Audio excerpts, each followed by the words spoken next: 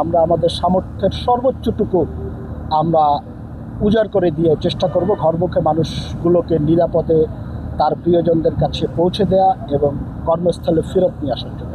এবার আমরা নতুন একটি বিষয়ে আমাদের কর্মকর্তাদেরকে নির্দেশনা দিচ্ছি এবং এটি মাননীয় প্রধানমন্ত্রীর নির্দেশনা।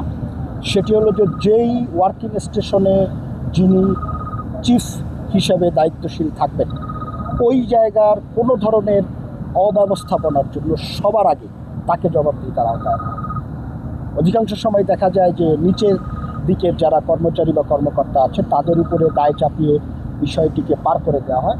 বাট মাননীয় প্রধানমন্ত্রীর পরিষ্কার নির্দেশনা, যেই ওয়ার্কিং স্টেশনে কোনো ধরনের অব্যবস্থাপনা কিংবা দুর্ঘটনা কিংবা কোনো ধরনের জটিলতা তৈরি হবে সেই জায়গার যে যিনি হেড থাকবেন তাকে প্রথম জবাবদিহিতার আওতায় আনা হবে এবং সেই তদন্ত করে তার বিরুদ্ধে ব্যবস্থা নেওয়া হবে। পাশাপাশি যারা দায়ী থাকবেন তাদের বিরুদ্ধে ব্যবস্থা নেওয়া হবে। এখানে যেমন আমাদের পোর্ট অফিসার আছেন বিআইডব্লিউটির, এখানে আমাদের টিসির স্টেশন ডাইরেক্টর আছেন, ডিজিএম আছেন একজন দায়িত্বশীল। যদি কোনো ব্যত্যয় ঘটে তাদেরকে জবাবদিহিতার আওতায় আনা হবে এবং এটি আমরা সর্বোচ্চ সতর্ক করার চেষ্টা করব।